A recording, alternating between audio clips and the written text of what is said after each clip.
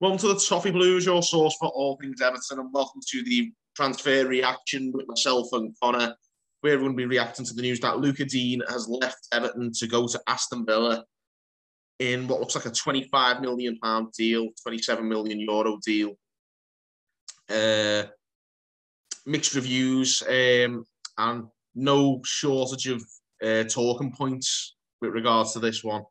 A lot of things have been said. I'm joined by Connor, like I say. We're going to get straight through all the nitty-gritty of today's transfer news. What's your take on Lucas Digne going, Connor? I'm not happy about it, but then I've been reading people, and like you said, it seems to have split the fan base again. Another element of doing that. And I can get what the other side is saying. You know, he's 29, coming on 30, 25 million. I don't think it's the price we'd all like to have when you're selling our best left back at the club, and the only one we've got now is the Ukrainian Mykolenko, who's unproven in the league. But I think for 25 million, it's not a bad price. I think it's more the way. I still think he's got a lot to offer us. Is one negative for me, and I think it's the way he's left as well, and the fallout, not just with Benitez, but the fallout today, his comments, the club's lack of comments towards him, and it all just seems to be a bit bitter and a bit of a sour note for me, which is quite a shame. But I also think he's still got something to give, and I think going to Villa, he's going to give that there. I actually think he could do quite well at Villa, and worryingly enough, I'd say they're more our direct rivals in terms of, you know, they're going to be fighting best of the rest, trying to nick that European, you know, that Europa Conference space. Not that we're anywhere near going to get that this year, but they're one of those teams that, you know, are trying to progress in the same way we are and trying to break into that European spots. Yeah, I mean, like you say, I think it's going to be a long time before we qualify for Europe again, to be honest, at the rate the club's being run. And obviously, I think Lucas Digne touched on the absolute sex of the club. I think he made a few comments in his farewell message that raised a few eyebrows, a couple of different things. I think obviously caught the eye. He said, among many things, he said, there are so many decent and good people in around Everton who want best for this club and not only for themselves. And I think we know what he's referring to there. I think it's safe to say the one who holds the most power is a raging narcissist, and no one else's views really matter. And obviously, Lucas Digne's spoken out, and this is what happens. A few other things. Sometimes it only takes one person from outside to destroy a beautiful love affair, and there's been a lot of discussion on that particular line, hasn't there, today? And what's your take on those words? It's very poetic, isn't it? It's a very poetic thing. I was reading it yesterday when he put it out, and that's the first thing I thought. I know people say, you know, French is the language of love and stuff, but it was a very poetic thing to put out. And I think it got a lot of fans as well, because I think we're all very much aware of who he's talking about. And the comment seems to have caught one side of the fan base on the heartstrings, and then the other side on the more cynical. You know, if it's, I think Simon Jordan said it on TalkSport. I saw somebody retweet it the other day, this morning, about, he was saying, if you're in a love affair, you know, you fight, you don't go away. He signed a new contract. He could have, you know, stayed and fight. Or I don't know how he's going to fight against the manager when the manager's the boss. And the manager decides who plays. He doesn't pick him. Exactly, and he's going to play Seamus Coleman out of spite at left wing back to avoid playing him. So I don't know why Simon Jordan's chatting about there, but I think it's just, I think that just adds to the shame. I don't think he wants. I mean, I don't know him, and that's what people are going to say. But I don't think he wanted to leave desperately. I don't think he was pushing for it. Aston Villa don't have European football either, so it's not like he's pushing, you know, to go to a big club, Champions League football. No offense to Villa, but they're not a big club, you know, somewhere like Chelsea when he was first linked with Chelsea at the start. That I would have been I'd have understood if he was pushing for that. And there are rumours he was pushing for a move since Carlo Ancelotti left. Again, I don't know why those rumours are appearing. I don't know if that's fan speculation, but I don't know why he would, unless it was a Chelsea or City or, you know, a European club or a different league European club. I don't see why he would. I don't think if he was doing that, I don't think his heart was set on, oh yeah, I'm going to push out a leave because I want to go to Aston Villa. I highly, highly doubt that, bearing in mind at the start they'd have had Dean Smith and it was looking a bit rocky. Yeah, I just think it's a real shame. I think it's think it's a very romantic-esque thing to say, but I think it puts a lot of onus on who the problem is for him. But then, like, Bernard had commented on it, giving his 2 pence. And Bernard had left before Rafa Benitez, and I have a feeling Bernard's dig was aimed a lot higher up.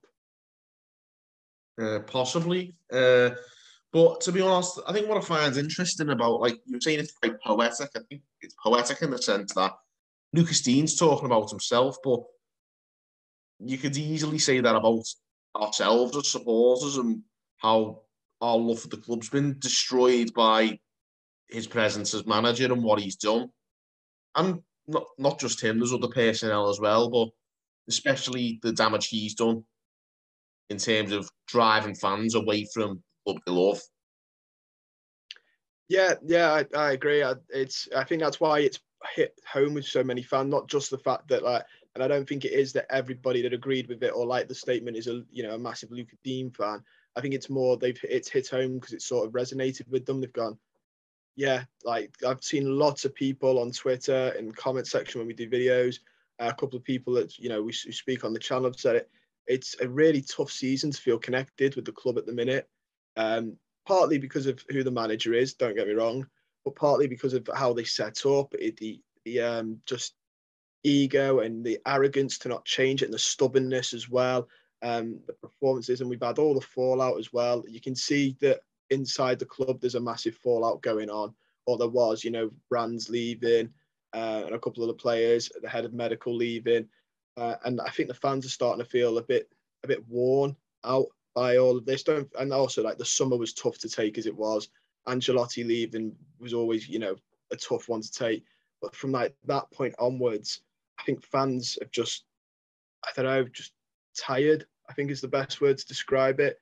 I wouldn't say fell out of love, because I think with the right man and the right attitude in the team, the love would come back like that.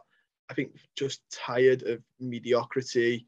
And this goes way before Benitez, don't get me wrong, but and goes a lot higher, but he's the worst person you could have put in charge if you were going to try and change the fans. I think he was just another nail in the coffin. It definitely is. I think I agree when you were saying before, I've never felt less connected to the club. I've never felt less interested. I couldn't be less bothered at the moment, to be honest. It's painful. It's like, yeah, it's so tough. I think it's been tough with any manager after the way Ancelotti left, like you say, but for it to be him and for him to be ruining the club, to be driving decent people away and, inflicting his own poison on the club, I think it's even more heartbreaking than it already was. I think it's terrible. And the fact is that there's the owner's right behind him all the way and letting him destroy the club. And he's letting, we'll get onto this in the next segment. He's literally, everything he's doing, even if he thinks he does, he's not got the club's best interest at heart, the owner as well as the manager. When Lucas Digne says care about the club and not themselves, he could easily be talking about Machidi as well as Benitez there. And, we will get onto that anyway. I mean, we'll discuss the transfer itself. Lucas Digne going to Villa, like you say, it strengthened the direct rival and weakened ourselves, which is disastrous in itself. But in terms of financial gain, 25 million in, we've spent 16, 17 on Nikolenko and then 10, 11 on Patterson. So we're probably about 2 million down and brought in 2 for the price of 1. So, it's not the worst transfer business, and it might in the long run prove to be good, telling a 28, 29-year-old and replacing them with a 22-year-old is always, a sign of it's a sign of a better sort of transfer strategy, that's for sure. And that's the only shoot of hope that I can take from any of this, to be honest. I think it is good transfer business if you stripped it down to just the transfer business. But the fallout and what you mentioned before sort of undermines that a little bit. Yeah, I agree. And the 2 young lads, like you said, it sort of covers their costs already, bar the 2 million loss. Although I must admit, like, and that is like, I'd rather us do transfers like that where the younger lads and some of the players we're linked with when I do the news videos are, I'm quite glad we didn't go for Coutinho. Some people might disagree. I'm quite glad we avoided that. I think Yeah, very glad. Same. Yeah, he's one bad tackle away in the Premier League or one bad turn to his knee going again, and there's half a season gone. And then we're linked with like some other players, like in the past we've been linked with the likes of Dzeko. They're like 31-year-olds. Aaron Ramsey, he doesn't seem to be going away. Would hate for us to sign in. I think that'd be an awful signing. So at least we're going for younger players with even if they don't end up being very good, you'd sort of hope we could try and recoup some of the money back. They're not going to be, it's like a Fabian Delph or Genk Tosin's a better example, who's going to sit his contract out of the club and go in the summer. Or I hope he goes in the summer. If he gets a new contract, I'll be amazed. And his agent will have done wonders to get him a new contract at the club. But at least, you hope they're not going to do that because they're so young. I can't see them being here 10 years if they're not very good. The only thing I will say about it is like it's a hindsight type thing. Like you can say selling Lucas Digne and getting two, young fullbacks is great business, but you can only judge that in like 5 years time or 3 years or once they've played sort of thing. You don't know that for sure. They could end up being not very good. And you could be like, why on earth did we sign these lads? They're not very good. In the flip side, they could be absolute world beaters, and you could be like, what a brilliant investment. I think sort of looking at it in that way, you've got to sort of wait a little bit. Yeah, I think it'll only be as good as the two players we've signed turn out to be. And obviously, that remains to be seen. We haven't only seen 90 minutes of 120 minutes of Mikalenko, and not yet of Patterson. So we're not to know, and only time will tell with that. But in terms of Lucas Digne obviously going and the transfer, it's one of those that it's a tough one. I think it's a difficult one because he has been a good servant for Everton. I think there's been a lot going around saying he hasn't been good for 18 months. That's a load of cod's wallop. He hasn't been good for 6 months. And that's because he's been stifled by the tactics. And I don't doubt that's probably what he spoke up about. That it was hindering his own output. But anyone who's saying he hasn't been good for 18 months, particularly the first half of last season, he was incredible. And the years that went before. So, he is a very, very good player, and I'm devastated to lose him. But obviously, we've got some money and we've reinvested the money. Hopefully, we've got 2 positions sorted for the price of 1 there. So hopefully, that's a nice start to a rebuild. But I think it's the issue again. It all boils down to Rafa Benitez, doesn't it? How, even though the signings look decent on paper, it's just not easy to have faith in him. And if these are his signings, it's hard to believe in them. Yeah, they're only going to be as good as the system they're playing in. And I agree with what you mean about the Lucas Digne thing. I think he has been a good player. His stats have come out now since he's left. I think it's only Trent who's managed to season on season produce more chances created. And then the defensive stats were coming out yesterday, and he's actually very, very competent as well in defence. Bearing in mind, I've seen some people make out that he's, one of the worst defenders in the world. He's actually quite competent there. So I'm not too sure why. The other one is, though, I think a lot of people go, and I've seen it already since we sold him, he's not Leighton Baines. And I personally hate when we do that, when we go, he's not, Leighton Baines, because Dominic Calvert-Lewin is yet to be seen, but he's not Lukaku, he's not Dixie Dean. Does that mean we should just get rid of him then, because he's not as good as what we had at one point? I don't think anyone was sort of expecting him to be as good as Leighton Baines, but he was still a very good left back. I think it's so dangerous to judge player. Like, we could do it now with Mikalenko. We could go, well, he's not going to be Leighton Baines. What's the point? It's such a dangerous mentality to have when you're getting rid of players by going, or judging players by going, oh, they're not as good as something we had, because players aren't carbon copies of one another. You're not going to get another Leighton Baines, and you're not going to get another Lionel Messi, for example. You know what I mean? You can't do it by that sort of tally. Exactly. I think it's one of those. I think we just got to wait and see how those players pans out. The different types of players, you hopefully will get different types of success out of them.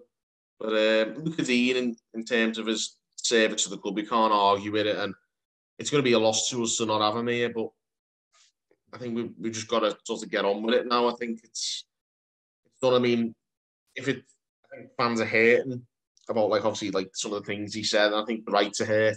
I think they should be angry about it. But in terms of Lucas Digne, now obviously he's left and we move on in terms of the personnel in the team. And that's fine. Like we've always done that as fans. I think it's more we just need to continue to speak up about the issues that are going on at the club because it's just it isn't good enough, and it's us as fans who suffer the most. And Lucas Digne's message I think speaks volumes there. I think I very much agree with him, and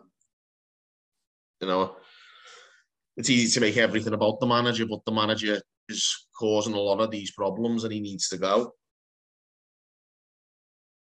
Yeah, I agree. I mean, the way it's been run in the last like 5 years has been awful. But like I said, like this is just when everything's going wrong, he's picked the worst man, in my opinion, to try and bring us out of it. And obviously, like I said, the summer was a really rough point, and the fact that he's looked down a list, and the rumours, the managers link, there were some good ones, there were some not so good ones. Last summer, it was a bit tough. In terms of there weren't many great managers free or, sort of managers that were achievable that were free.